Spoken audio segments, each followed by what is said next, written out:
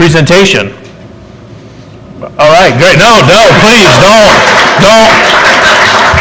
don't bring any fun to tonight, please. This is very serious. I want to welcome you. I'm going to kick us off, so it's great to be here. I want to welcome you all to the new auditorium that we've been working on for a great many number of months. We have done a lot of work in here, which we'll talk about some in my presentation, but I wanted to give a special thanks to John Mosca, our facilities guy, our manager, who's helped to really get all of this put together. We have a few things left that we're going to do that none of you guys will probably even see. I want to thank Jason here for manning the new command center. That's right. We're going out to YouTube and to Zoom, and it's all with new cameras that I'll talk about. So a few months ago, I made a joke about how we would start the first event in the auditorium. So bear with me here.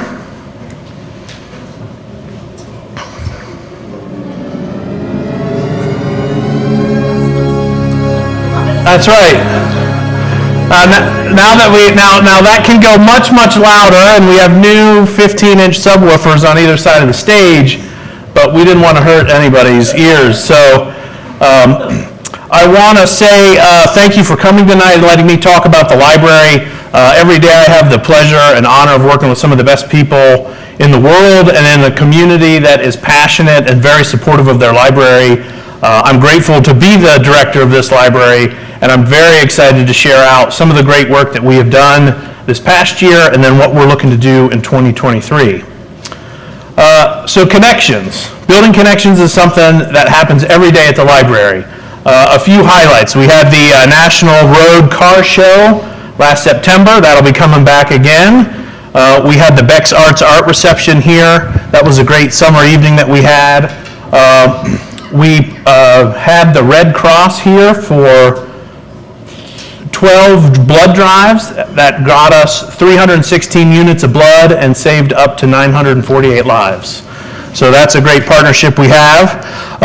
This set of slides here are from 3 magical nights that we had here at the library. We called them literacy nights at the library. I think maybe they were sold as pizza party at the library. We partnered with each elementary, their PTO, their school librarians, and invited everyone to come to see what the library had to offer through the creation station, through the different things that the youth services department had. And each night for each school, we had 350 to 400 people come through the front door. So you can see so much pizza was eaten. It was all 3 nights were also good for Donato's. And so we just had a wonderful group of folks here celebrating literacy here at the library. We strive to build community every day, whether it's cheering on Pelotonia, or cheering in the 4th of July parade, or partnering and hosting Bexley's Juneteenth events, or the Bexley's Asian American and Pacific Islander Heritage Festival. We love being out in the community, and we love it when the community comes in to the library, like tonight. Conversations. One of the ways that we help strengthen the community and build connections and understanding is through conversations. Welcoming you, your friends, neighbors, anyone and everyone to sit with others, learn, ask questions, and discuss issues facing our community, country, or world. So this first picture here was 2 weeks after the invasion of Ukraine, where we got experts from Ohio State to come and let people ask questions about what was going on. We had the opportunity to celebrate the legacy and share poetry from James Weldon Johnson. Here we have some favorite Columbus local poets, along with the poet legend for Columbus is Said, who is just recently passed away, so we were so happy that we got him on our stage and were able to record that. We explored and discussed 50 years of Title IX, and we also helped to welcome our new police chief, Gary Lewis, right down the front. So that's one thing that's very important to what we do. We also have a strong commitment to innovation. So this year was the first year we had our inaugural meeting of the Community Engagement Advisory Committee. I think there's a couple people on that committee in the audience tonight. This is a group of diverse library patrons who all use the library in different ways. to help share ideas with us and give us feedback. We meet quarterly and we talk about what's happening at the library, get ideas from maybe what the community needs, and it's just a way for us to stay in touch with the community and understand how we best can serve our patrons and be the best library we can be. We also launched our updated creation station, so now you can create and preserve your memories. With our memory lab, you are able to digitize records, slides, pictures, reel-to-reel video, VHS tapes, and cassette tapes. So I know Dr. Fine has a lot of cassette tapes that he needs to digitize. In our commitment to staying current with technology, we got brand new phones in the building. Maybe not as fun for you guys, but for us it's been great. And we recabled this building, so now the internet in the building is faster. We upgraded our computer reservation system and mobile printing, so it's much more user-friendly. We got power in the parking lot. So our facilities manager put electrical outlets in the parking lot. Again, big deal. This is the insider slide, stuff that people don't know about. And now finally, I'm proud to say, you can pay any replacement fees or print jobs with a credit card here at the Bexley Public Library. Yeah, exactly, right. Yeah, feel free to, yeah. It's a great group. Very exciting about that. We have a commitment to providing a welcoming space for our story times, programs, community partners, patrons, everybody. So welcome to the new auditorium. We painted everything, new carpet, we got new storage in the back, new lighting. So we have new lighting for the stage, which I can show you afterwards if you want. It'll bounce to the music. We got new lighting in the room, new and improved sound system, which you got a small taste of already. We've got easier to use controls, so if outside nonprofit groups need to use the space, we've got the controls back here that are easy to use. And then you may not have noticed them, but we have 3 state-of-the-art streaming cameras out throughout the room. So now we are able to do demonstrations and zoom into somebody that's cooking here up front. We're able to stream all of this stuff, and the quality is amazing, and we're very excited about the auditorium finally being finished. So far in this presentation, I've shared with you the library's commitment to building community and connections through conversation. At the library, we're committed to providing safe and a welcoming space for neighbors to come together to have conversations. Sometimes those conversations are easy and fun, sharing music, food, and tradition at our many festivals and our Fun Friday events. And sometimes those conversations are difficult, like discussions about class or justice or race. I believe we grow and improve as individuals and as a community by investing our time and energy in those discussions.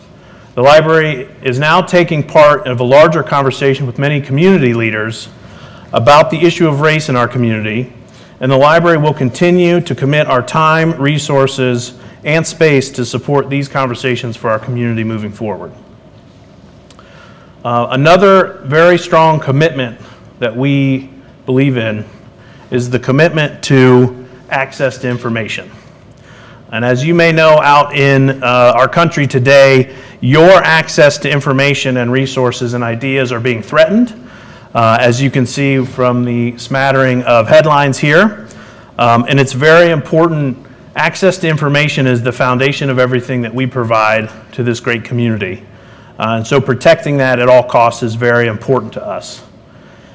In 2021, you had 729 attempts to censor library resources, targeting 1,500, almost 1,600 books. And in 2022, that's only through October 31st, we saw an increase in those numbers. So I wanted to talk to you a little bit about what here at the library we did to protect your right to have access to information. The first thing we did was we had a program where we invited legal scholars to come, along with the executive director of the Ohio Library Council, to talk about the legal ramifications and what can get done in banning books and what the rights and laws are about school libraries and public libraries. We were a leader in that, and I know that that program was viewed by other libraries in the profession, so we're proud to hang our hat on that. And then I have to say that the admin team and the board worked very closely together to enhance and strengthen our materials collection policy. So now it reads that the Board of Trustees adopts, endorses, and is guided by the American Libraries Association Bill of Rights and freedom to read. This is something that we think is very important to us and very important to all of you, and it's something that we take very seriously here. So whether you know it or not, we're out there protecting your right to read. And now let's take a look. Let's take a look at some numbers of 2022. Okay? We had almost 120,000 in-person visits. That's way up from last year. Checkouts are way up too by about 40,000 checkouts. We had 546 youth programs here at this library last year. We had 10,390 people here. Our meeting room use is way up. We had just over 1,200 with just shy of 5,000 people using it. Our adult programs just shy of 9,000 attendees, and we've had a big increase in our computer and Wi-Fi access. So people are back in the library, people are using our resources, and that is really great to see. More reasons to come and check out the library. Summer Community Read starts, kicking off on June 2nd, right before the main event, a little pre-party here to get everybody signed up. Arbor Day's coming up, so if you don't get enough of these two fine gentlemen this evening, come and hear them interview Dr. Joan Maloof talking about trees. I think it's trees. It's Bexley's an arboretum. Do you know? Do you know that? That's right. This is the second or third time you guys have done this. It's great. We were awarded a grant and we're partnering with the Yiddish Book Center of America, one of only 30 libraries in the country, to host multiple reading groups over the next year. So we'll be hosting different readings throughout the year with Stories of Exile being the theme. So that's a very cool way to get some different folks into our library. Coming up in May, we're teaming up with the National Veteran Memorial and Museum to talk and explore deeper about Memorial Day. And then we have some incredible art programs going on at the library, thanks to the Community Foundation support. We also have some great music at the library. So I really encourage you to take a look at our program guide because we have so much dope stuff going on. Okay, some of you who filled out a strategic plan survey online to help us out. Don't be shy. Don't be shy. Raise those hands up. All right, that's good. We got 248 responses, which is typically twice the amount that they normally see, so we've had some great interaction. We hosted 3 workshops, one with the staff, one with the board, and community leaders, so we got great input there. And then we had 77 people who said they would elect to take on the next round of questioning, and so that'll be happening. I think that may have started this week. And then we've partnered with the State Library of Ohio, who are going to take all of that data and provide us a report that we'll be working on to come up with our strategic plan. So that is one of our projects for 2023. So thank you for participating. We've made online donation to the library easier. I know everyone was concerned, and Councilman Klingler came to me and said, "Ben, I'd really like to give automatically without thinking about it." And I said, Matt, I'm going to work on that. And so now you can sign up for monthly giving. I know I said weekly there because I was hopeful, but I was told right before it's only monthly that you can sign up and be a sustained giver, just like PBS. So you can sign up to do that. That's fun in 2023. We're very excited for the outdoor reading room. This is going to be a very big change for the library. It's going to be a wonderful addition to programming spaces for us. We're going to be able to do story times out here in the stage. We can have music and bands out here. We're hoping to do some performing and programming here on this larger stage with cafe tables and everything here. It's going to be a great place, not just for the library, but also for Main Street and for the community. We have so many great places for lunch, and so on beautiful days you'll be able to come out and sit here at the library. And this was all only able to happen because of our wonderful neighbors at Torrey Emmett and because of the city. We will continue to work together. We're hoping to have it all done this year. And so this is something we're very, very excited about, and I'm sure you may hear a little bit more. All right, I'd like to leave you with a little bit of some interesting numbers before I wrap up. So who's ready for a quick question? Yes. Yeah, okay, this is great. What year was the Bexley Public Library founded? There's some clues over here in the receipt. Anybody? 1924, March 3rd, which I just learned, that's the same, that was my first day at the library, March 3rd in 2014. Wow. Okay, so last year we turned on the receipt, so when you check books out, it says, hey, you checked these books out, and this is how much you saved. So we added up over all the checkouts for 2022, for everybody that comes into the library, we saved our patrons and community more than $3.5 million in resources. So that is a testament to the way, that is a testament to the way that you guys use the library. And with that, I just want to say thank you very much. I appreciate your time and attention. Feel free to scan that and sign up for our email. And now it's my gracious and my honored duty to interview Mr. Brian Drury of the Bexley Area Chamber of Commerce. So many hats is worn by this man, but tonight he's representing just one.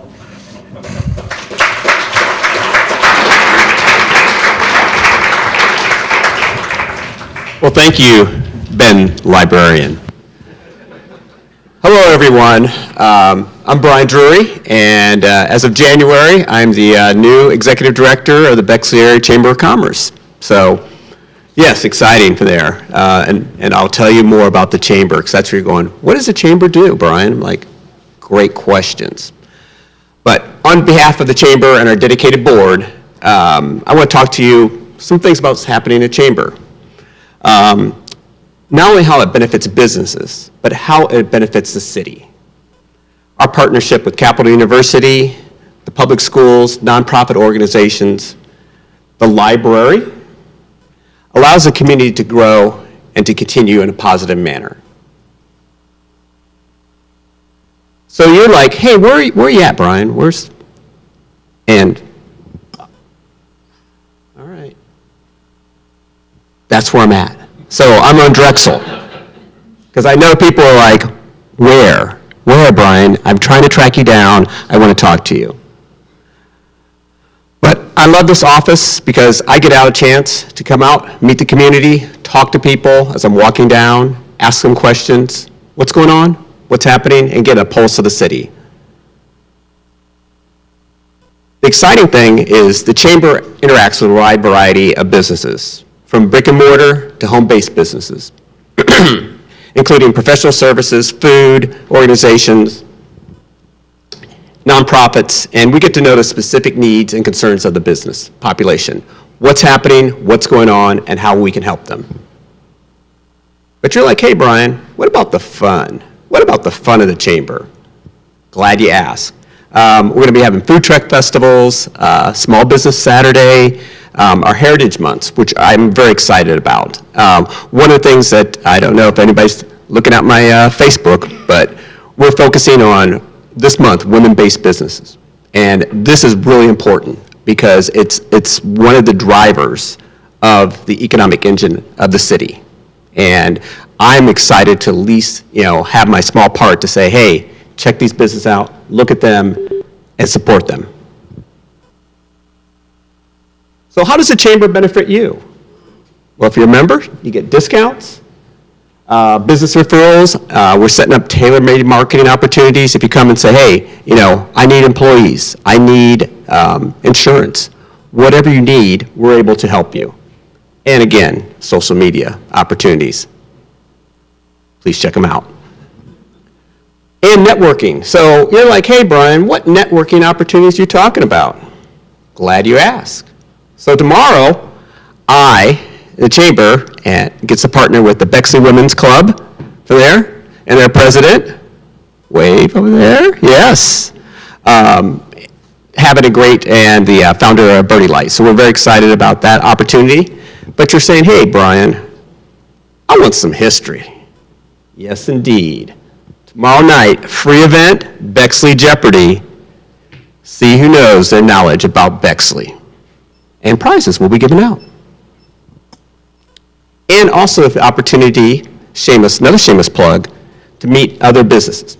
And we'll have an opportunity to talk with our catering group and, there. So March 30th, if you want to come by, stop by, meet other people, have that conversation.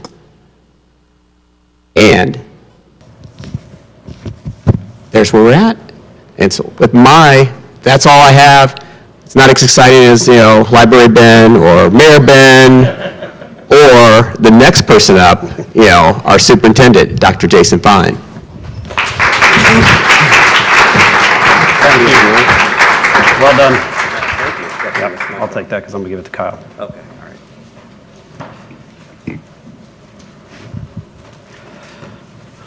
Hi, everyone. Thank you so much, and a huge thank you to Ben, other than leading us off and putting the pressure on everybody else. You always make the space accessible to at least us at the schools. We're down here quite a bit, and we really appreciate the partnership.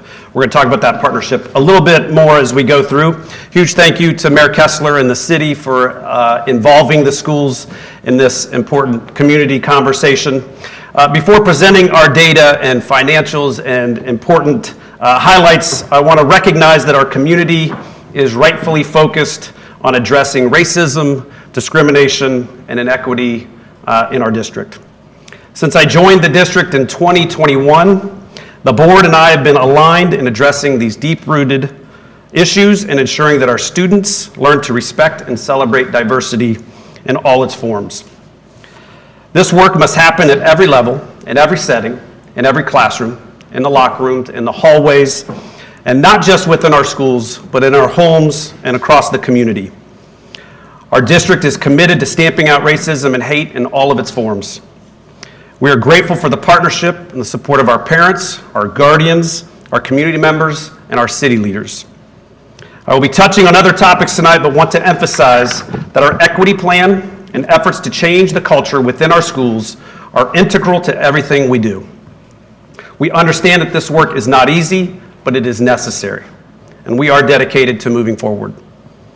Bexley has many great qualities and characteristics, and our top priority is to provide an environment where each child feels known, seen, valued, heard, and has the opportunity to achieve great success. It is my hope that this approach comes across clearly this evening as we go through our slides and our presentation, as we talk about the schools, and appreciate your participation here this evening. So if you've read any of our newsletters, you've seen our Be a Champion. I want to tell you a quick story. So when I was in the 5th grade, I was diagnosed with Tourette syndrome. Tourette syndrome is a neurological disorder characterized by involuntary motor and vocal tics. My parents didn't know what was happening, so they finally found a neurologist to see me and hopefully help me out. The neurologist met with me for about 2 hours, sat me down, and he looked at my mom. He said, "Your son has Tourette syndrome. He is not very typical, and he will not go to college and do the things that your older son will probably do." And I bought in. I heard that as a 5th grader, and I thought, well, he is the doctor. He knows best. I am destined to do whatever it is that he is telling my parents that I'm going to do. And I lived that way for quite some time, for a couple years. And then in my sophomore year, I met a counselor named Mr. Cahill. And Mr. Cahill sat me down and said, "I see some potential in you that you don't realize. And I want you to do some things that you don't think you can do, but I want to help bring some of that potential out." And he found some leadership opportunities for me to excel in. And he introduced me to a family with a younger student who was battling Tourette's, who was just as lost, and found an opportunity for me to mentor. And so I think of Mr. Cahill all the time. And the first day I arrived in Bex, I stood in front of our staff at convocation. I talked about being a champion. Mr. Cahill was my champion.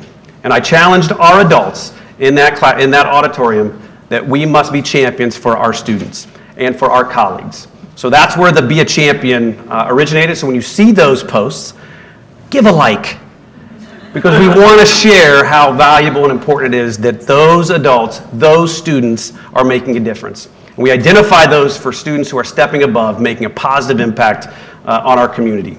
And Ben said he has the greatest job in the world. I disagree.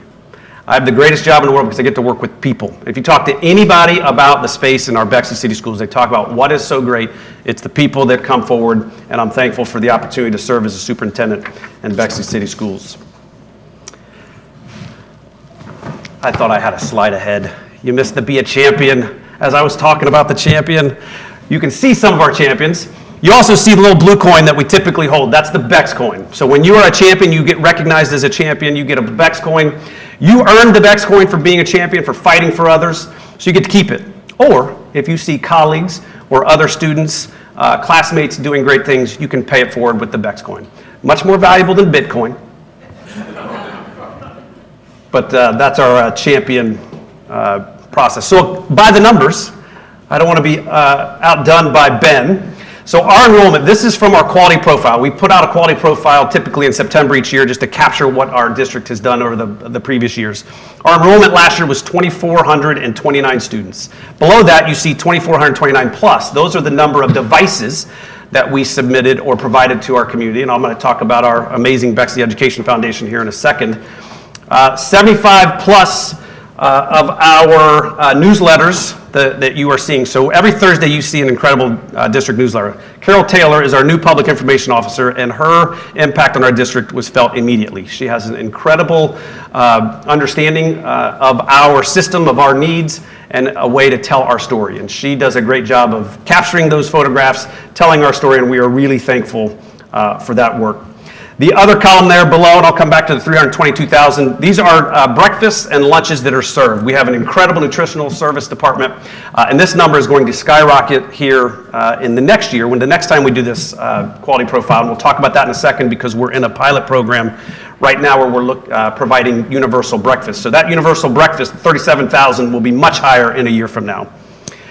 We have 145 classroom teachers, 85.2% of them hold a master's degree or higher. And the final 500 plus, that is in our community members that are in our Bexley Connect database. So that is something that was originated, I believe, just before COVID. We have an incredible database of community members that are experts in so many fields. We rely on those of our community members to come in and talk and support and provide resources for our students. I want to draw you back to the 322,000. These are the grants and endowment support for our programs by our Bexley Education Foundation. That's incredible. And Adam Eisenberg is here as one of our vice chairs. I'm sure there's others in the space from our Bexley Education Foundation. But that is a really important resource that we have where our community and our Education Foundation is providing additional supports for our students and for our staff. And that is unique. I've been in other districts, and that type of support does not happen. And I'm really proud of our Education Foundation for their work in elevating the learning experience in the Bexley City Schools and doing it through a lens of equity. And they look forward to being an integral part of our efforts to build and cultivate a culture of diversity and inclusiveness. Just a couple of highlights. Most notably, we hosted Dr. Frederick Bertley, the president and CEO of COSI, came in and provided some great opportunities for our students. We've had funding at the elementary school level over the last month or two. With diverse voices of authors over the past few months. And we have recently secured Taylor Harris, a 2001 Bexley High School graduate and the author of The Boy We Made, will be this year's graduation speaker. So you got to get to graduation. That's exciting stuff. But we're really appreciative of our Bexley Education Foundation. I call it the triangle of success. You have amazing students, you have amazing staff members, and then you have this community that adds such an important part, and we're really thankful for that partnership. Academic success. So I don't hang on this slide a ton. It's important, and people talk about the excellence of Bexley all the time. I love it. Our students perform at a high level.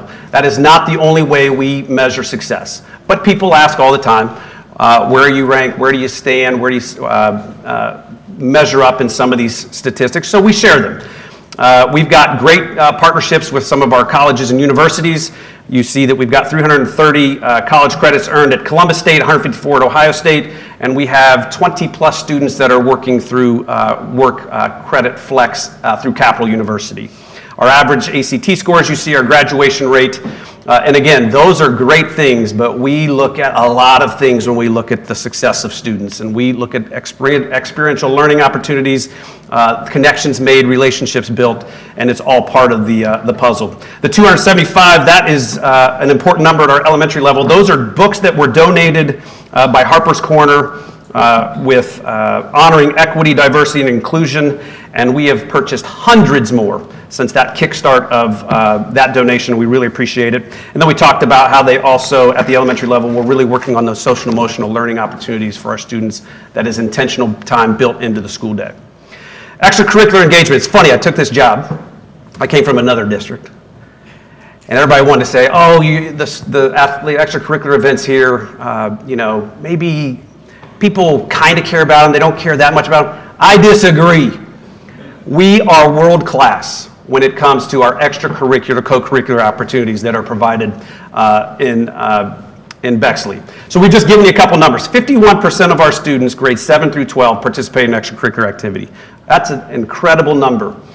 When you go below that, we have 25 high school sports, 18 middle school sports. Some of these Division I schools that we're talking about and oftentimes compared to, they have, if not less, just a couple more. They may have gymnastics added, they may have rowing, they may have diving, but we have diving every once in a while, depending upon who is coming up the pipeline. Next year we have a diver. But that is an impressive stat. And we manage that through one athletic director. So our middle school sports of 18, that's oftentimes a varsity program. And so I'm really proud of the opportunities that we have, the great coaches that we have. But that's not it. We also have an incredible program of arts and music and musicals and art and theater. And we have 23 high school clubs at the high school. We have 21 theater productions. And that 21 theater production, I feel like that's misleading. Because when you have a production here, you have 4 or 5 in a 3 to 4 day span. So that's how many we offer, and there are many shows that come into that. 29 performances. If you've not been to a performance to see our students shine, I highly encourage. It's something to see. Real quick, this year in sports, state champion in tennis, freshman, Amaya Bowles, yep. Amaya Bowles, if you've not seen her play tennis, you have got to get out and see Amaya Bowles. She is a force on the court and adorable in the hallways.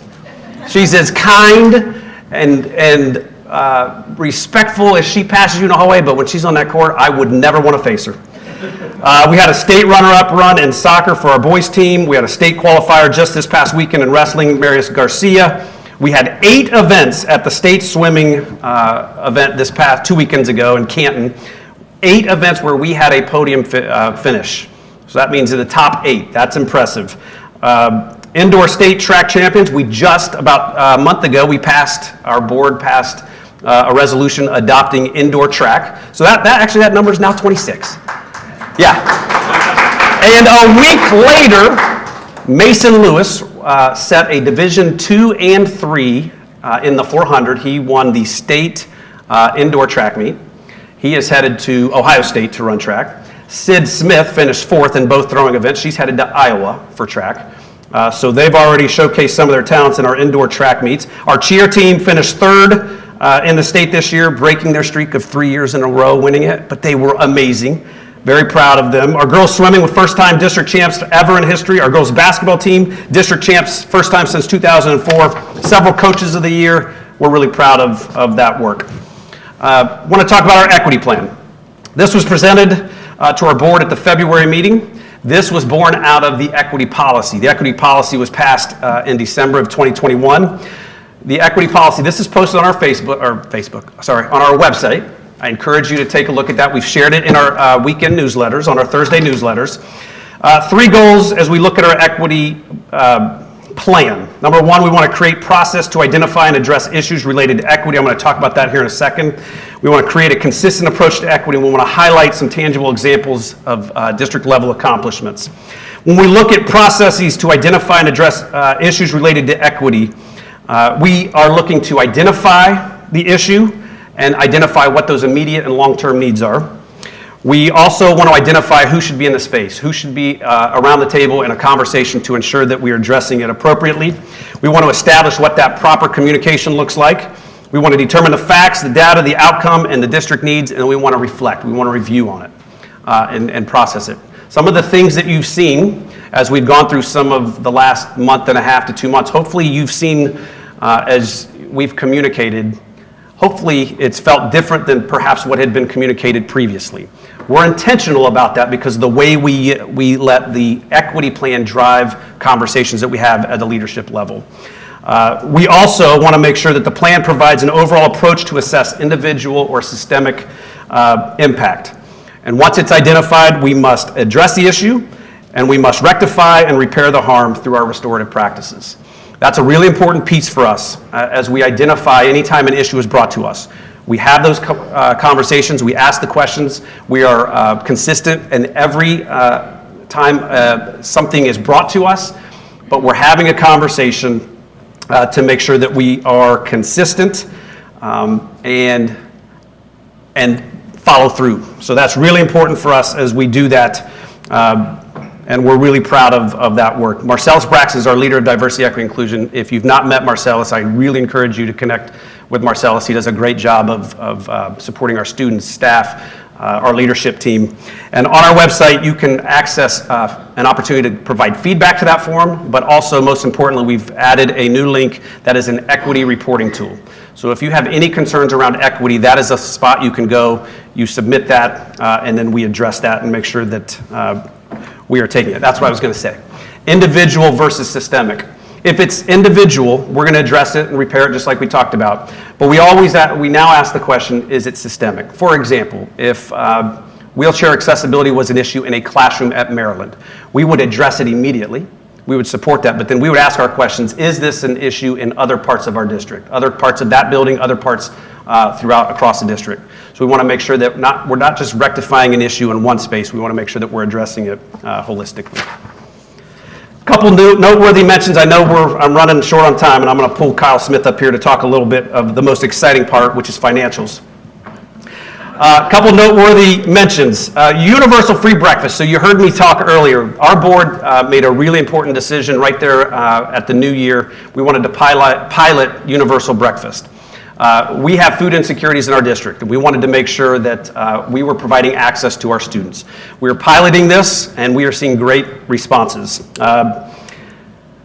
Before we were providing universal breakfast, we had about 4% of our students taking advantage. We now are up to 13% of our students are eating breakfast in the morning. And research will tell you, students who eat breakfast find more success, decrease in their behaviors, and graduation rates increase. And we've noticed a sense of community in our cafeterias. So we're seeing some really positive things. We're going to continue to have a conversation around this. Our Board of Education will have a conversation and discussion to see what that data is telling us for future decisions. In the middle, this goes back to exactly what Ben Heckman had mentioned. Where the city of Bexley, the Bexley Library, and the Bexley City Schools, we're in the process of creating an educational platform to increase community conversations and provide learning experiences to address critical issues facing our residents. This is a really important collaboration with city, library, and school. Soon after, a few months ago, Ben Kessler was quick to call and find out what can we do to support the community. And I'm really thankful for that phone call, which has led to this. This is in addition to the activities, the programs, the curriculum that we're doing in our schools. We are providing supports to our students and staff every day. This is in addition to, and Ben talked a little bit about it. Mayor Kessler is going to continue to talk about it. We're in the early stages of planning with our partners throughout the community to identify this programming to address the critical issue. And this is for everyone. This is going to be designed for our community. This is going to be designed for all ages, and it's going to be designed for all of us to engage in. So we will be communicating what that is a little bit as we continue to move through, but it's a really important process, and I'm thankful for those efforts. And then the third piece is prioritizing student well-being. This is something that's on our plate all the time. 2023 is tough. It is hard. Our kids are going through a lot. There are a lot of behaviors that we want to make sure we're addressing and supporting. We've got lots of data on how our students are behaving and reacting post-pandemic. We've got 4 counselors at the high school. We've added a counselor in the last 2 years. We've got counselors at each of the elementaries. We've added a 0.4 counselor at Cassingham because of the growth there. In the past year, we have doubled our mental health specialists. We have a board-certified behavior analyst that we've brought on staff. We have Nationwide Children's Hospital clinicians in every building, which is really impressive. That is access to Nationwide Children's Hospital clinicians when your child is in need. If you've ever needed access to a therapist or clinician, it is months out. For us to have that, and that was long before I arrived, that's a really important resource that this community has committed to, and we are really thankful for that work. And now I'm going to hand it over to Kyle Smith to talk about finances. Our treasurer, Kyle Smith.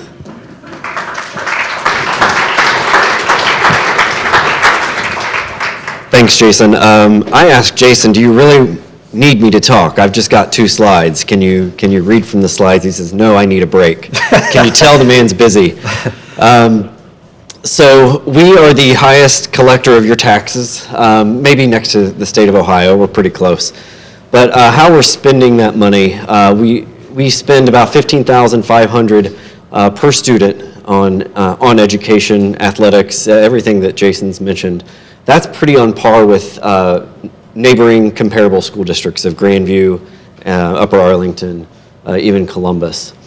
Looking at the revenue side, it's probably no secret. We pay and fund for our own schools. But I want to point out one item here, the 17.5% from the state. There's 2 items within that 17.5%, pretty much split down the middle. One is state foundation funding or formula funding based on certain metrics of districts, enrollment, wealth.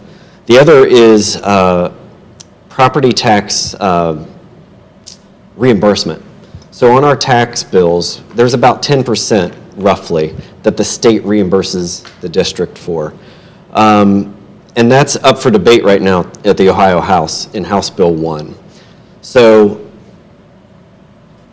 I just want to call out some legislation that could impact the schools if that should pass or if the intent of House Bill 1 comes. So that 17.5 could be 8%. But if you want to talk about it more, I'll talk about it. I won't go into detail here. But and then just on the expenditure side, 68% or 68 cents of every dollar we funnel back into instruction, very similar to our peers as well there. 13 in building operations, which is getting higher every year with aging facilities. Admin and staff support is relatively stable and also comparable to other districts. So Jason, that was about 90 seconds. That's what I'm talking about. So Kyle's, yeah, give it up for Kyle. So Kyle Smith is not your typical treasurer. I've been around plenty of treasurers. Kyle Smith gets it. So Kyle Smith understands that he's a data guy, but it all matters to kids and students and people. And so I'm really thankful that he is on this team and does an incredible job of managing our finances, but he does it with great compassion, empathy, and love for what we do. I'm gonna zip through this because I know we've got a lot of other things, but just want to comment on our strategic planning process. So we've embarked on a strategic planning process over the last maybe 7-8 months. We sat in here on our first day. We had community members. We called that phase 1, where we had over 3,000 data points where we were able to gather what our community, students, staff are hoping for the future of our district. And that has taken us to phase 2. Phase 2 has taken us to 4 areas: teaching and learning, culture, diversity, equity, inclusion, and justice, and facilities. We have 4 subcommittees that are working hard right now. Lots of time spent digging into what that is. I want to touch base on just the facilities. I said earlier that we had 2,400, 2,500 students in our district.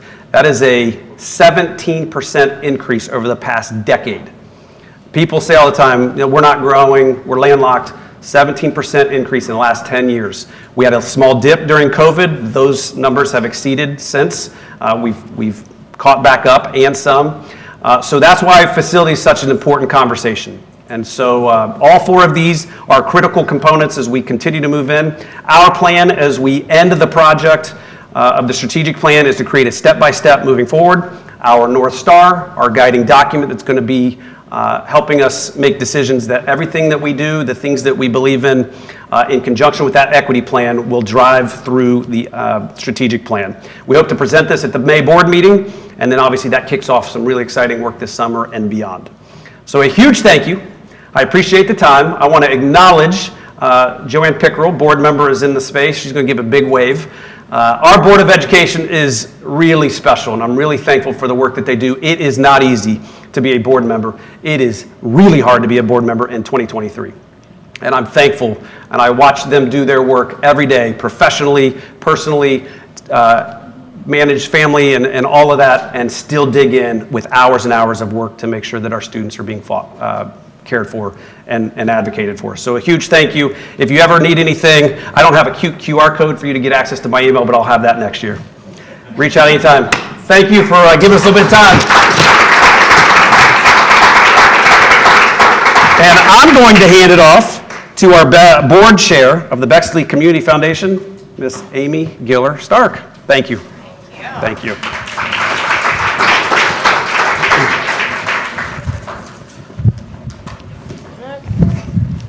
Okay, I can't really see, so. We're so lucky to have you, Dr. Fine. Thank you.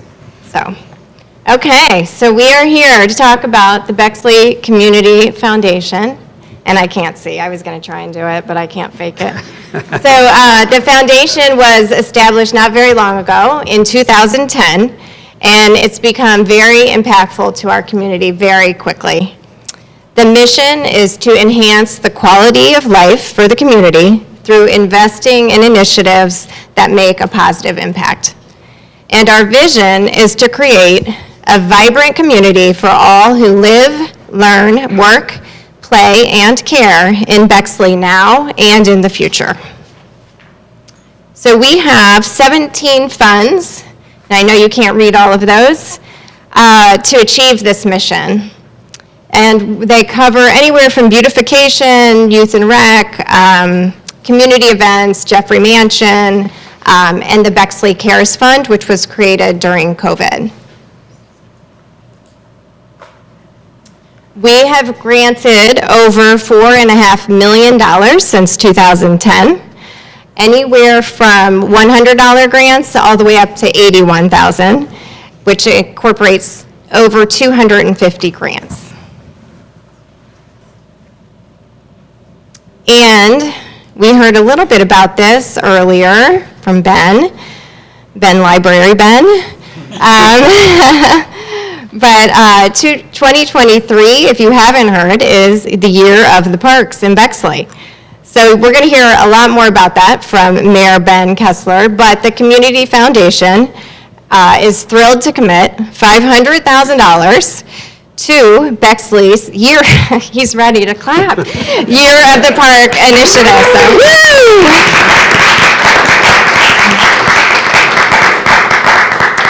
And he's going to go into, I didn't know it would go right away.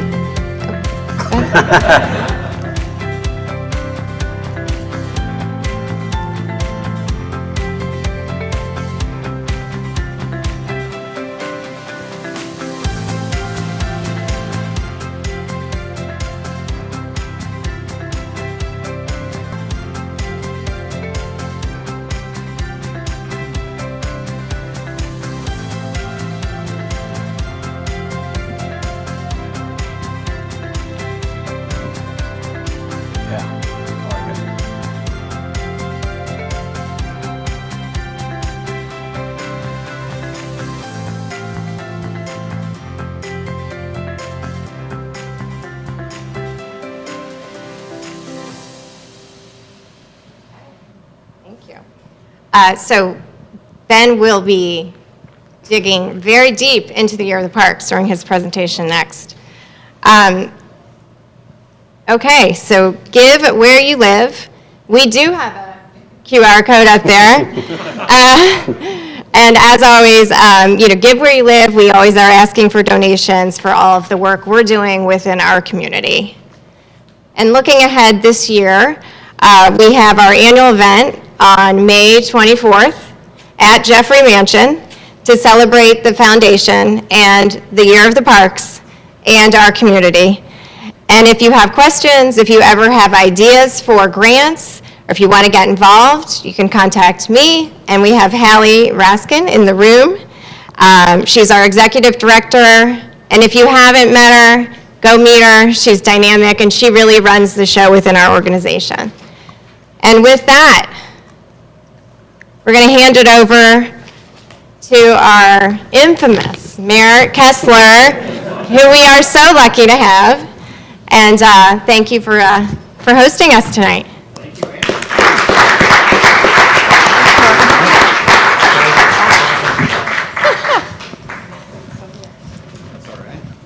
Okay. I brought some water up here.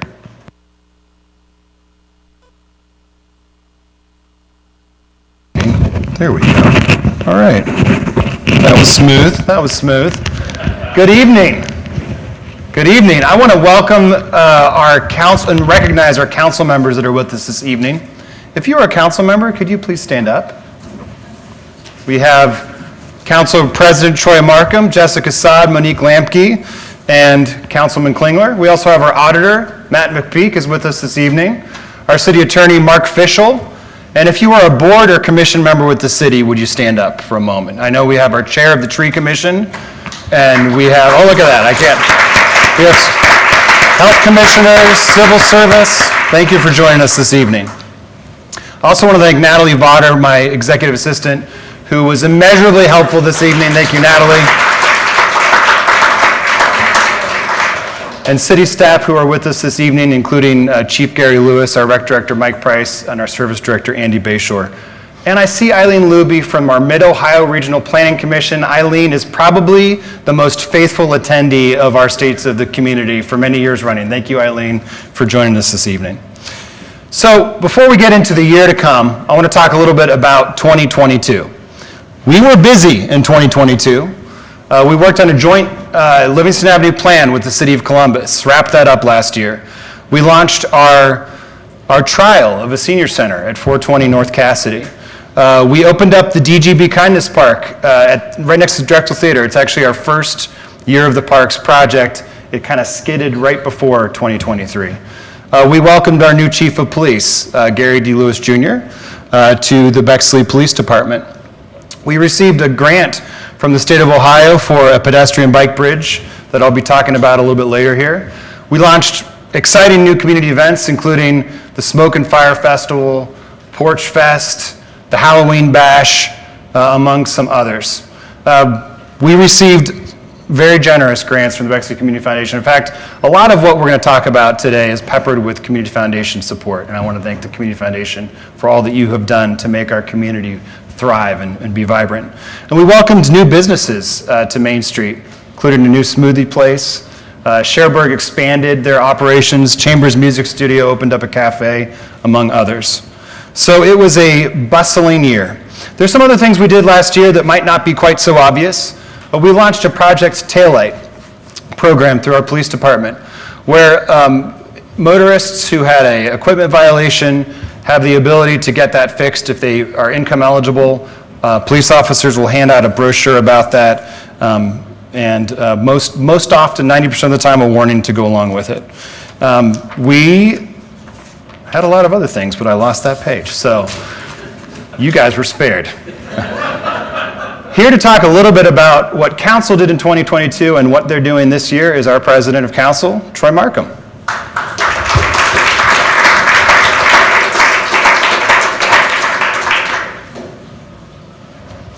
Look at that. There's a photo of you while you talk. Wow. There you are, sir. That is an action shot right there, too, it looks like.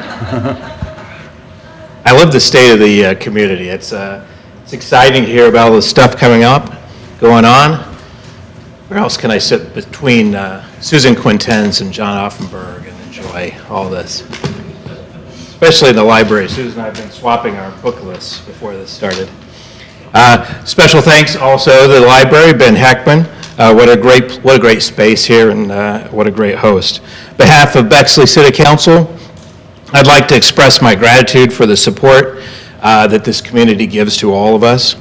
Our current city council group has finished up its first full year in December and will complete its 2-year term at the end of 2023. I'm super pleased to represent this council, which is the most diverse city council in the history of the city, not just in terms of ethnicity and gender, but also in terms of professional background, personal experience, and geographical residency in the city. It's a group of talented individuals who all come to the job expecting to work hard and accomplish great things. Our city council members can be found all over the city at community events and local businesses. They answer every email, they return each phone call, and they meet members of our community at their homes to listen to concerns and opinions. Here are a few of the things that we've accomplished this year. We revised and expanded the standards for adding solar panels on properties in the city, designated off-leash areas for dogs in Schneider Park, expanded recreation areas for bicycles, scooters, and skateboards, streamlined the appeals process for variances and building permits, and we expanded the alcohol policy for community events, which helped pave the way for smoke and fire, which we talked about before. Expanded the definition of unsafe environmental conditions and strengthened the city's powers to enforce remediations of unsafe areas in the city. We acquired new property on Del Mar to expand our service garage facilities. Where's our service director? I know, I saw him back here. Expanded our recycling services to include multifamily units and commercial facilities. I thought you were applauding. I was going to applaud too. We, at the end of the, just in the last council meeting, we passed, with the cooperation of cities around us, a flavored vape ban. And we also participated in funding and planning, of course, for 2023, Year of the Parks. Sometimes words can be as important as deeds. At the beginning of this year, in January, we passed a resolution denouncing anti-Semitism and the current tide of rhetoric and violence being done. I'm proud to say that as tonight, we've had 2 other cities in the state of Ohio take our resolution and adapt it for their own cities as well. Some of our most important goals are timeless in the city, ensuring safety for all citizens with an effective and thoughtful police force. With this in mind, we enthusiastically, our city council enthusiastically, to put it mildly, supported the hiring of Chief Gary Lewis and brought him aboard this year as our new police chief. The maintenance of our infrastructure in the city, of course, super important as well. In 2022 and 2023, we continue to assist the mayor in obtaining federal funds to repair our water and sewage systems and to replace aging roads with brand new ones. In keeping Bexley financially secure, in 2022, we helped the mayor shape a budget that looks forward for our city and funds important projects, but also keeps our city fiscally sound for the future, including adding even more funds to our city's rainy day fund as we go. Lastly, I just want to say, every member of our council values equity, respect, and safety for all human beings. Our decisions all center around these principles. With this in mind, we're focused on increasing thoughtful development here in Bexley, including attractive, desirable housing to accommodate the demand of others to move here and live with their families. As always, I thank you for the honor of serving you as your City Council President.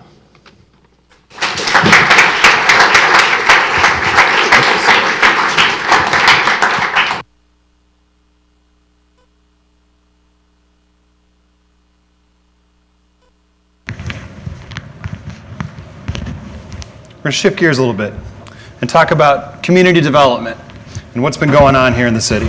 I mentioned that we had worked with the City of Columbus to craft the joint Livingston Avenue plan. Late last year, City of Columbus repaved Livingston Avenue, and if you haven't driven it, because maybe you didn't want to drive Livingston Avenue, I think you should try it out. I drive it for fun. Like, it's amazing how much a difference pavement markings make. So big kudos to the City of Columbus. But that was just like the first tip of the Joint Livingston Avenue Plan. Late last year, the City of Bexley submitted a federal funding request in partnership with the City of Columbus. Now, Livingston is entirely in Columbus, but Columbus approached us and asked if we would partner as the sponsoring organization for a variety of reasons in terms of federal scoring. We did, and it looks like we are set to win that federal grant through the Mid-Ohio Regional Planning Commission process. Actually scored #1 out of the regional projects, just because of how impactful and dynamic the Joint Livingston Avenue Plan results really will be. It includes a dramatically re-envisioned Livingston Avenue throughout the residential area, as well as the commercial area. And we're really excited to see that Columbus is making similar improvements further to the west of us in Driving Park with a separate source of funding they recently received. So good news all around for the Livingston Avenue corridor and the communities of Bexley, Berwick, and Eastmore. As we talk about the Livingston Avenue corridor, and in general we're about to talk about housing, there's been an issue that if you've attended these State of the Communities in the past, you'd be well aware of, which is in the very far southwest side of the community is one of perhaps the only landfill that we're aware of in the state of Ohio that was not environmentally remediated and is home to apartments built right on top of the former landfill. So this is an aerial overview of the Ferndale and Mayfield area in the southern point of Schneider Park. And it actually, those dots all represent areas where we've had environmental testing performed. And even in the past couple months, we've filled in the gaps that we didn't already have to paint a picture of what exactly is occurring underneath apartments that are in that area. President Markham mentioned new environmental protections that went into place last year. Those have enabled us to go onto property and test to really get to understand the living conditions in those apartment areas.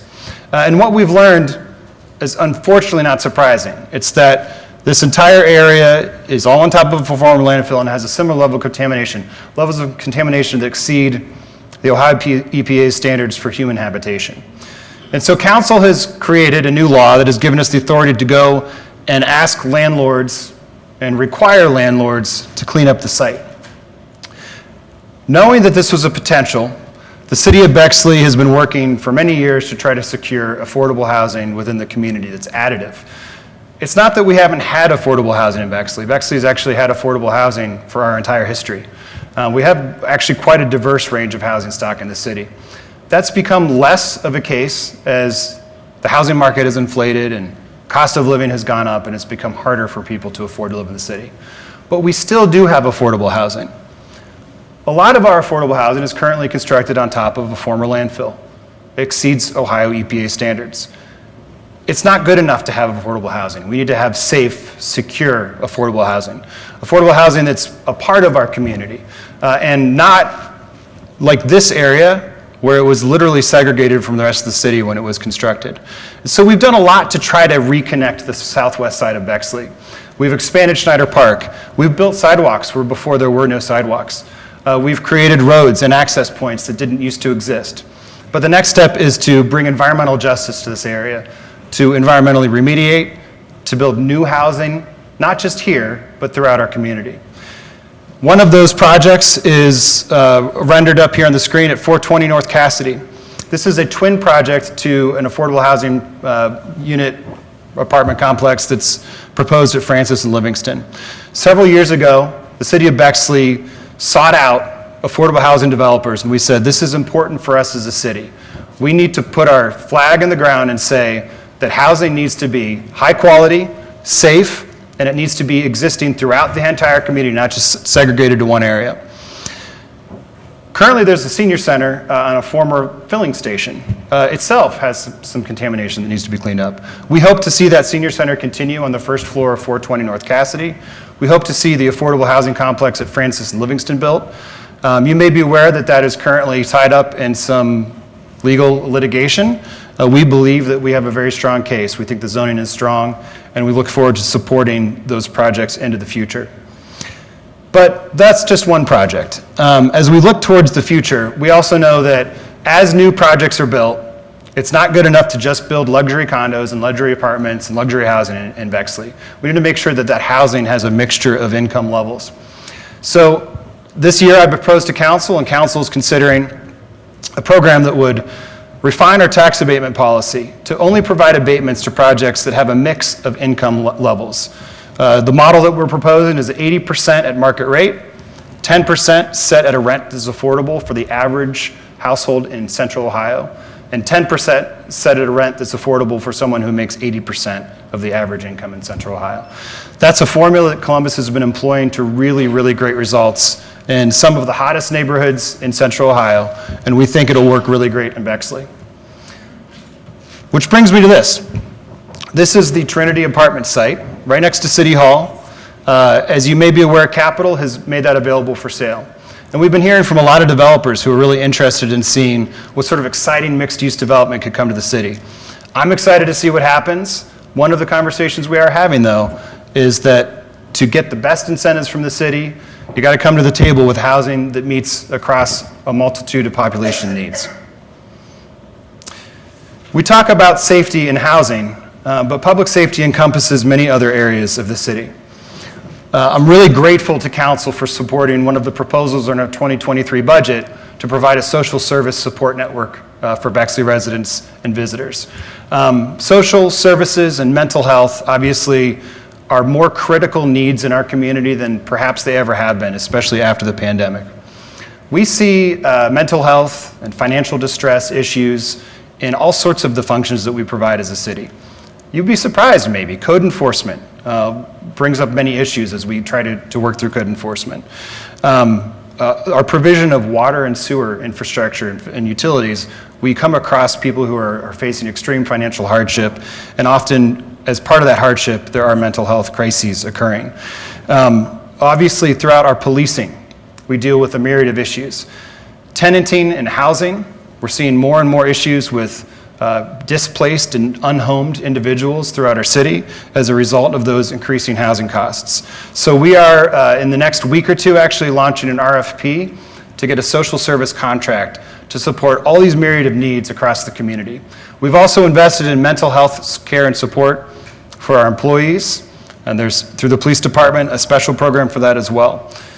So keep an eye out for more information on our social service support concept. I want to talk about our police department, but I'm not the person to tell you about that. So I want to welcome up to the stage Chief Gary Lewis to give you an update from the police department.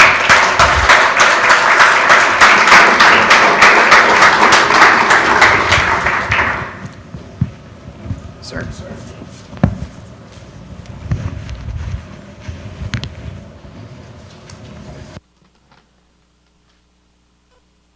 Well, good evening.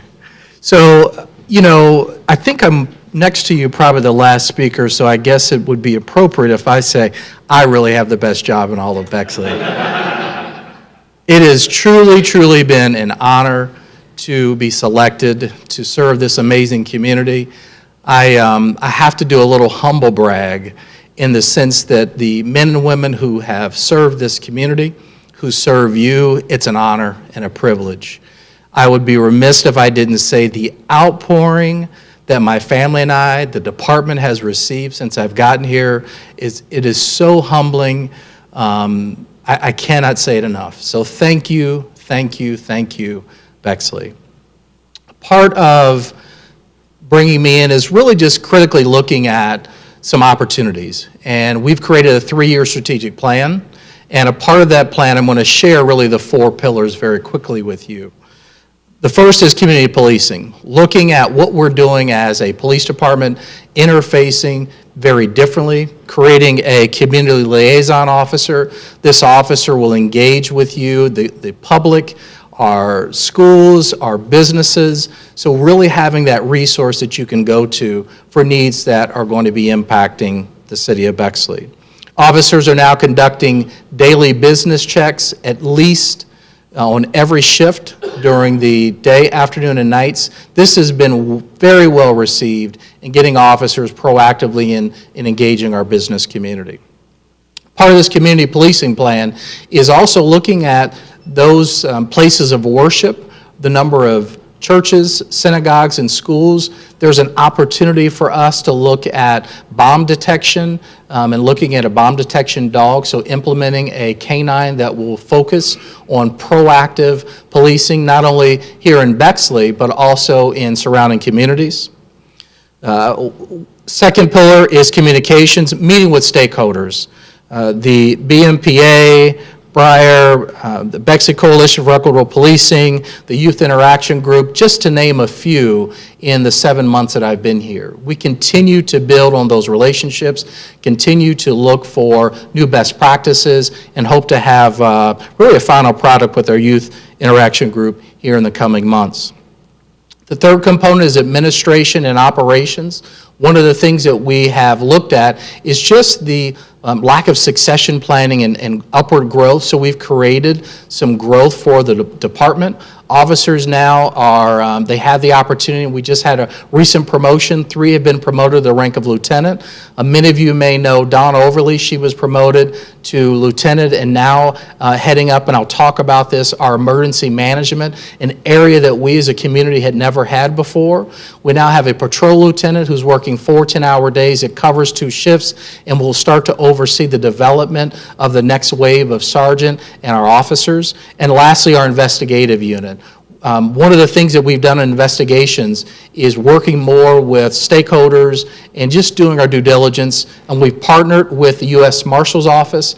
The U.S. Marshals had found a fugitive that had been out for about 8 years that had, there was a sexual assault case that dates back, and so we now have that individual. So we are excited about some of these partnerships that directly impact Bexley, some of the most egregious incidents where that partnership, that relationship is already paying off. Lastly, our special projects, that emergency management piece will be huge for us in really looking at best practices, continuity of operation plans. One of the things that the Citizens Academy will be doing is offering AED classes. We'll be doing that in September. We're partnering with a number of stakeholders across the community to make sure that these resources, this planning will take place. So again, I'm excited, and again, thank you so much.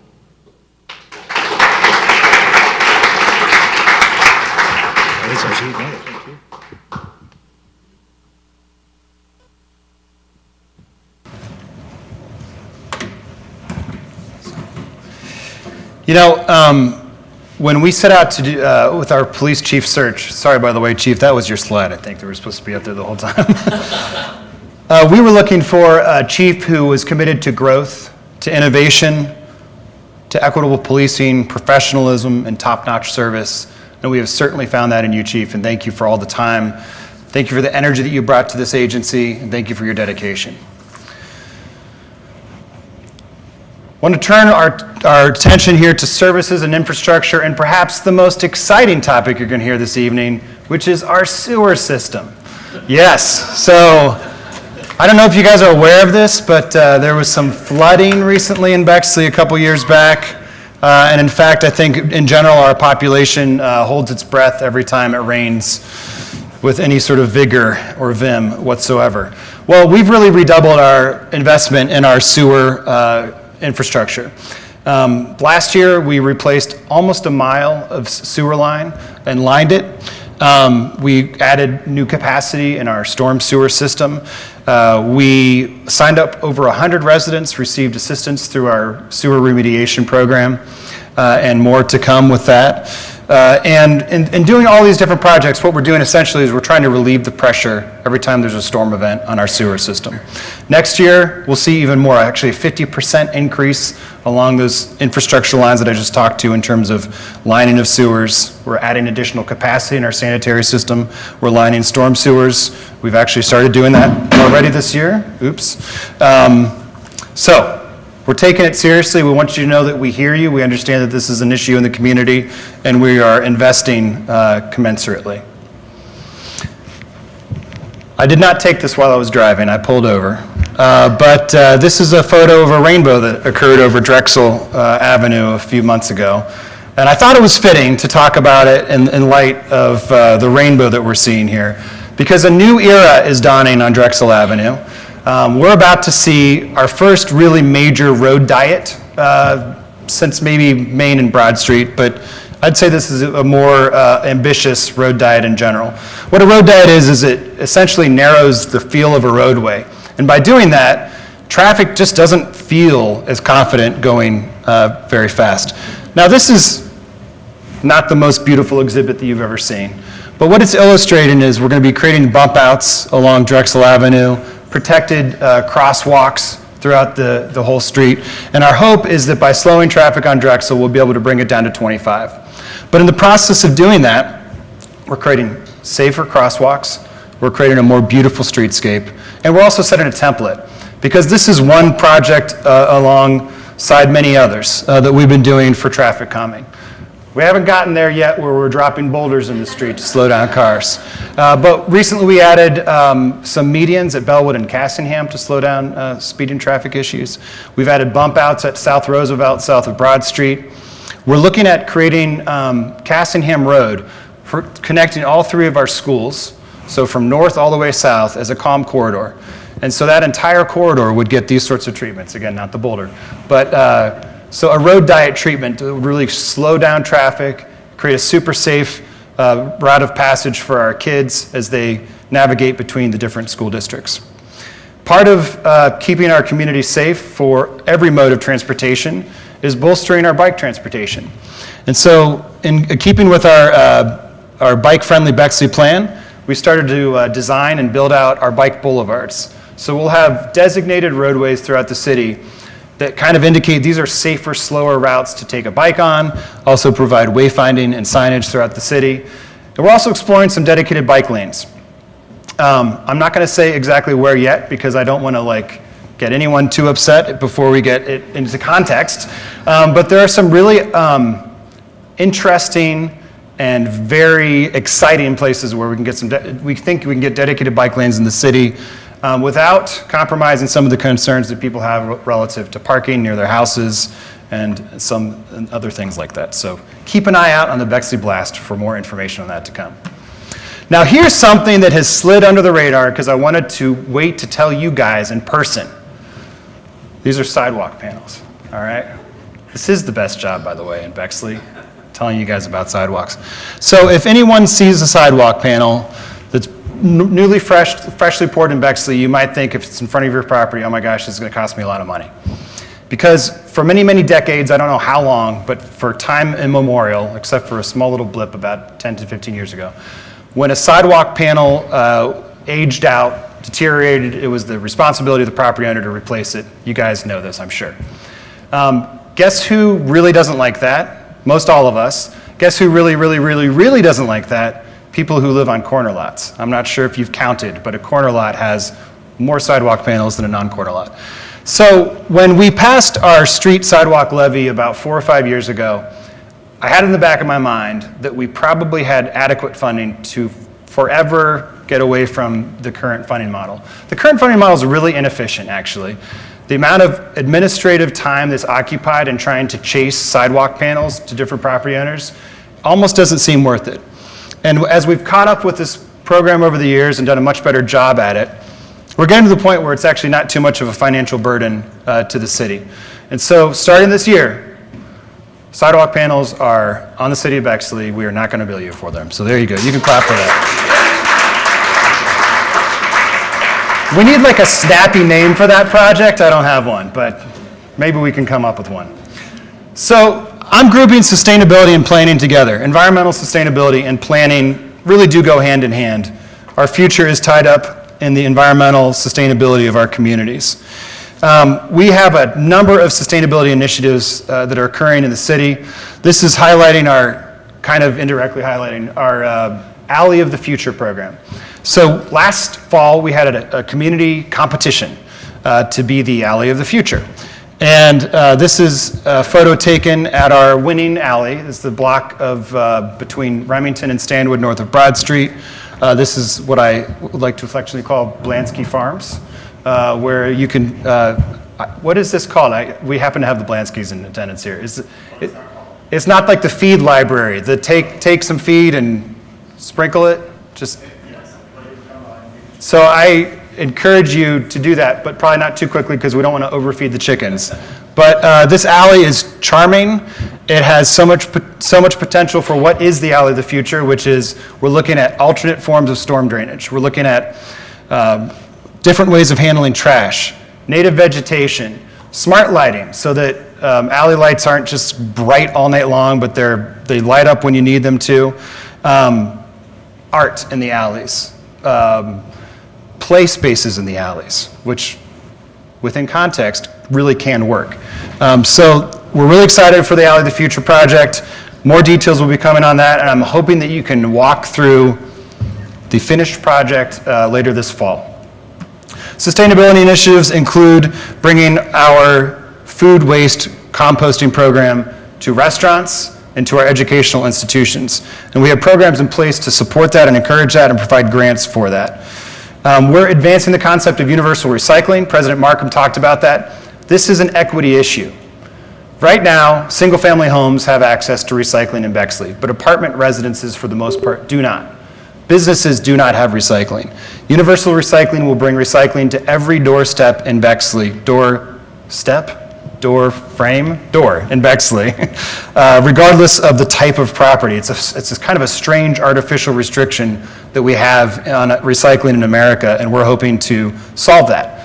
It's been a complicated equation. We're receiving bids this month from our vendors to make sure it works. Hopefully it will. So we'll know more about that here soon. And we're also working on building out electric vehicle infrastructure throughout other areas of the city. We have some public chargers at City Hall.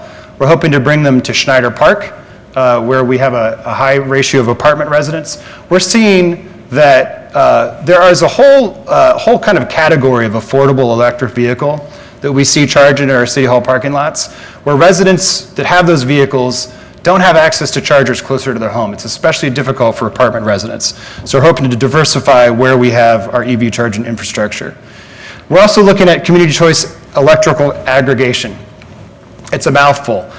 You probably heard me talk about it before because we sought this a couple years ago as a way to bring renewable energy to the entire community. What it is where the city can go out and seek electric rate for all of the residents. Residents can opt out if they don't want it, but they can also seek a type of electricity. So in this instance, we're looking for renewable energy. A couple years ago, we were working on it. The market tanked while we were working on it. The market is back at a position where we think we can probably pursue this. So there's a lot of thinks and probablys, but we are working on that. Part of strategy and sustainability is having plans in place for the future. So our strategic plan update is many years in the making. We have a draft coming out. We will be having public workshops around that draft here in the coming months. We are currently working on a climate action plan with the assistance of Ohio State University. We will be launching a Jeffrey Park planning process in the coming months. And our land use strategy, which is sort of the backbone for how land use planning occurs in the city, was last created in 2011, is due for an update, and we will be appointing that group here in the coming months. So those are the active strategic planning efforts that are occurring. But the way that we increasingly look at our strategic plan is not just like one and done document. It's not something that sits on a shelf because we follow it, but it's a document that encompasses planning that we do throughout the years. So every year there's a plan we're working on. Last year it was the Joint Livingston Avenue Plan. The Zero Waste Plan was more recently. The Southwest Bexley Framework, the Diversity, Equity, Inclusion Strategy. These are all strategies that live underneath the umbrella of the city's strategic plan.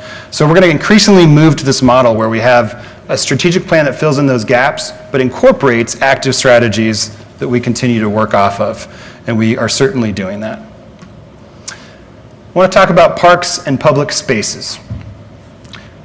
I don't know if you guys know this, but we love trees in Bexley. Bexley was, in fact, the first city that we know of to be certified as an arboretum. We maintain over 130 different species of trees within our city right-of-way. We are continuously adding in new trees, and we have a 5-year plan to fill in, 3-year plan to fill in all of the gaps in our tree canopy. We went through a process with our tree commission over the past year where we studied our tree canopy relative to other communities. We're benchmarking where we fall with other communities. Trees are about beautification, but they're about a lot more than that. They cool the buildings that we live and work in. They provide shade as we walk down the street or in our playgrounds. Trees provide a very valuable amenity to our community across the board. They're directly linked to the health of our residents, the health of our community, and even mental health. And in fact, there is, as was mentioned by Mr. Heckman, an upcoming tree interview coming up during Arbor Day, or rather Arbor Month, which is this April. So we'll have a lot of tree programming. Keep your eye out for that. This year, we'll be replacing probably about 150 or more trees within our normal tree lawns. We will also be adding trees on Drexel Avenue as part of that project. We'll be adding trees in the medians.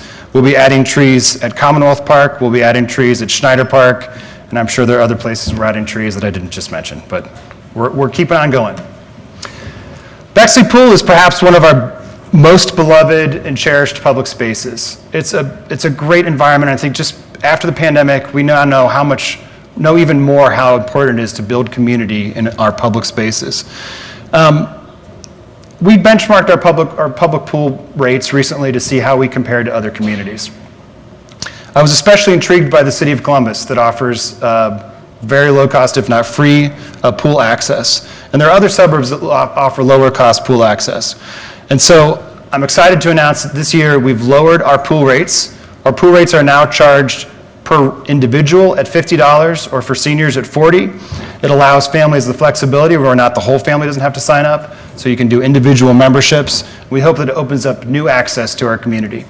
We also have scholarships for residents who cannot afford pool memberships. All right, Year of the Parks. You guys ready? Do we have another hour, Ben? Do we have another hour? Are we good? Okay, I'm going to get through this quickly, but I don't know if you guys have heard, but 2023 is the Year of the Parks. Well, what is the Year of the Parks? Let me tell you. The Year of the Parks is, I have it written right here, a series of park projects throughout Bexley that will radically transform our parks experience and create new spaces for community to gather and to be created and to be fostered. So, over the years, some of the plans I talked about involved our park, like the Commonwealth Park Master Plan, park spaces. And we've advanced some of those plans, but some of them have kind of felt out of reach.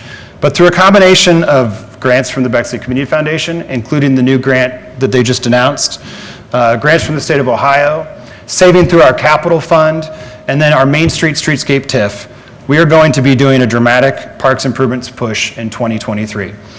And you will note some of these projects will probably trail into 2024, but don't benchmark too closely against that.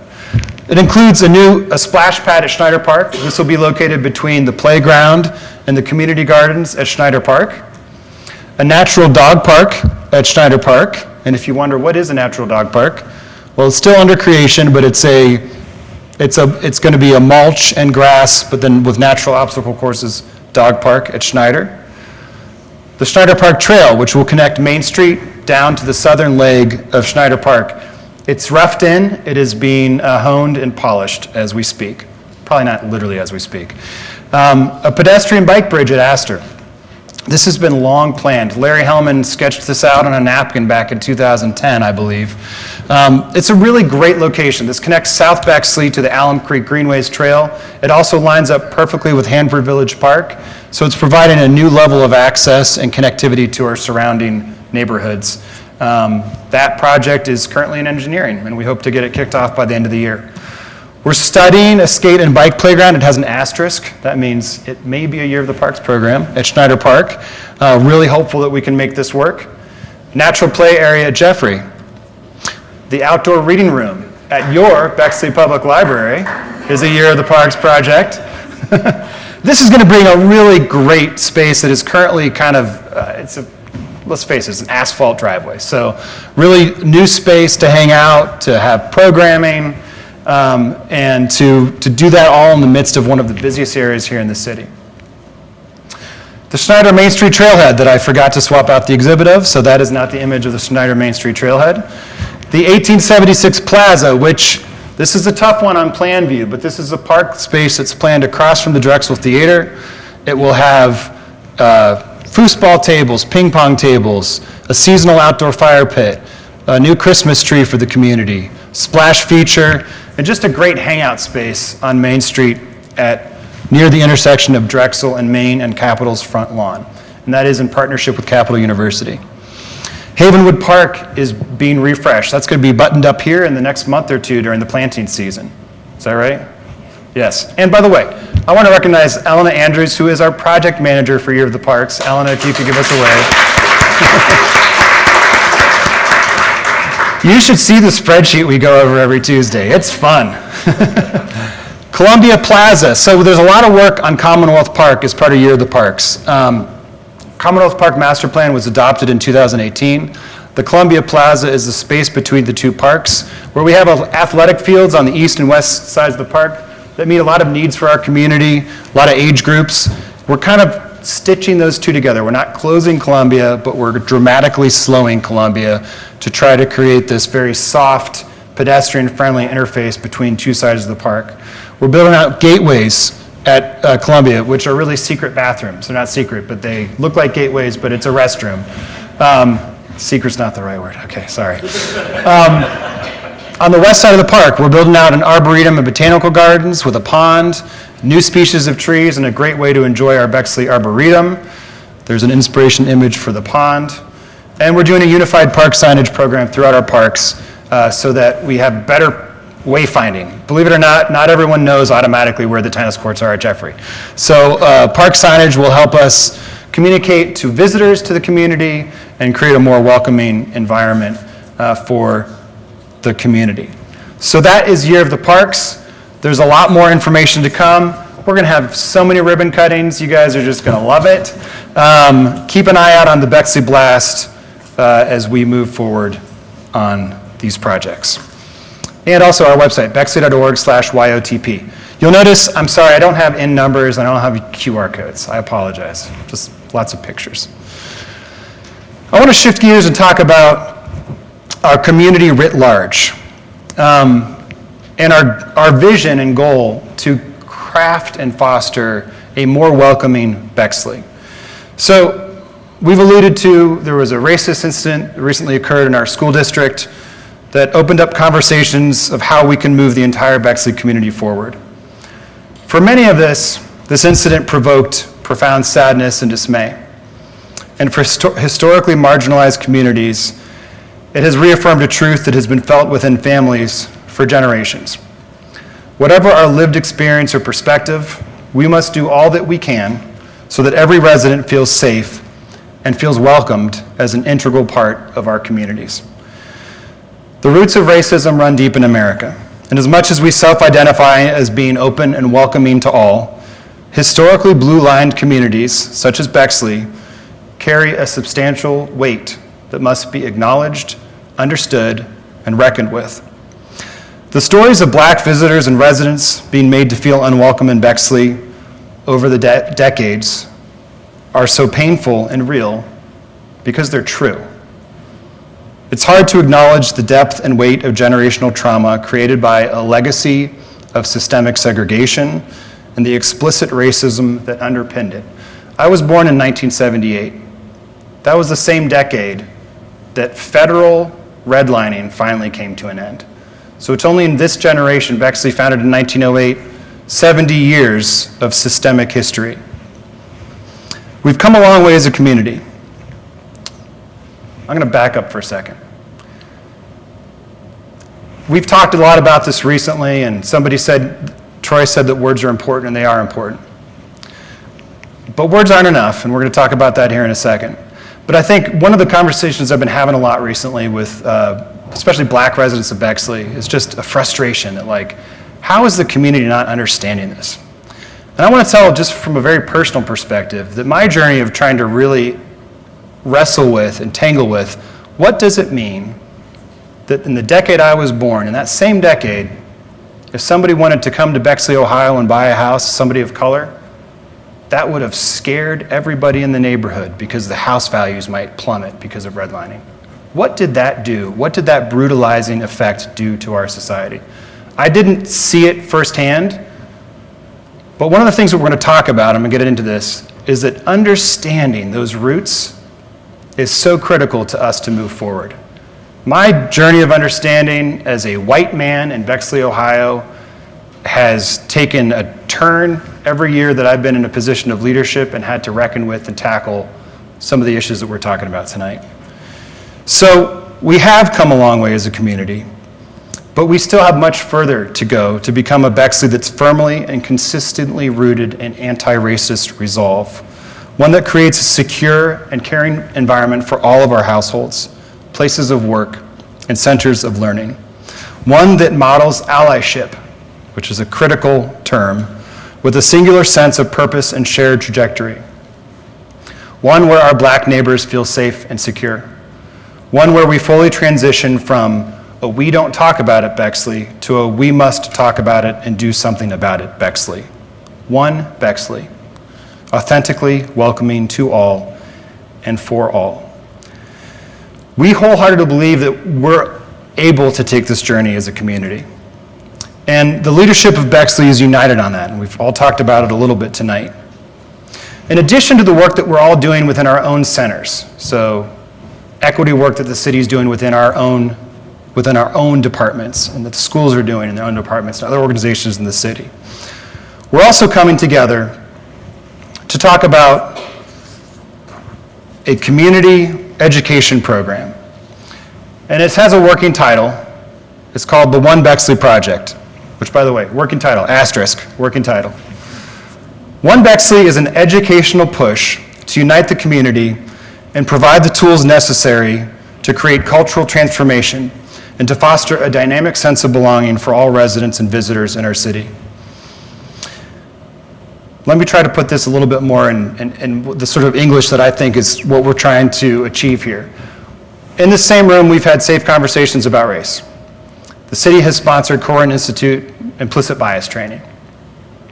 We've had a multitude of programs and speakers throughout the years, and I love them, and honestly, the same 40 people come to every single one of them, thereabouts, right?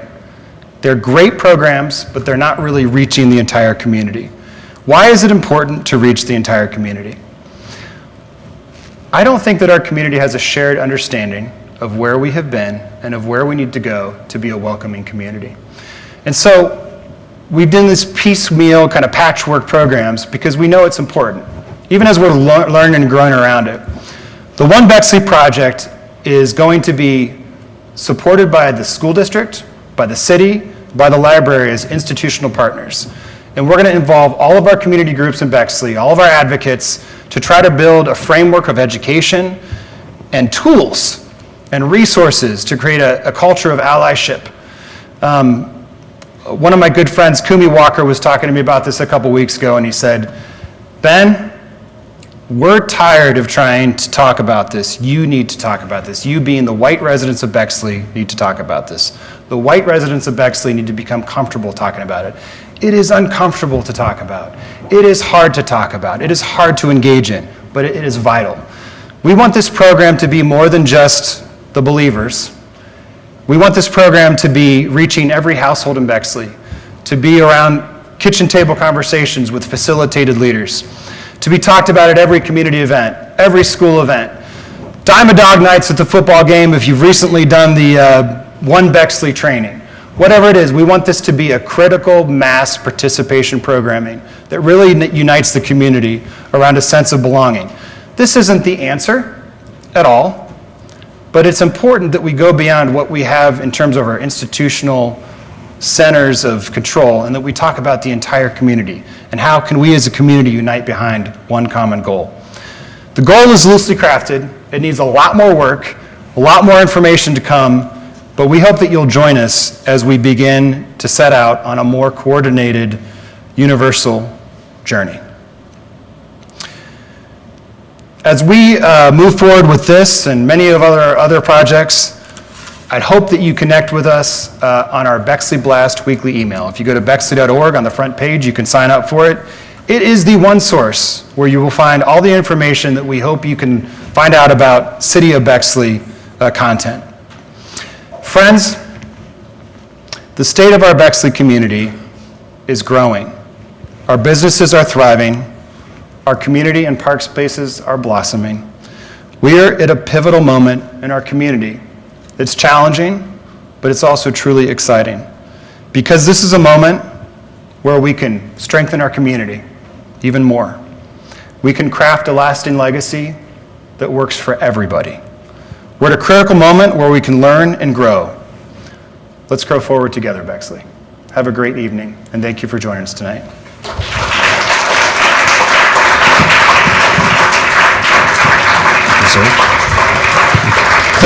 Thank you, Mayor. And again, I want to thank everybody for being here this evening. If anybody needs to go out the front door, please just let my staff or I know, and we'll get you out there. Everybody have a great night, and thank you so much for coming out.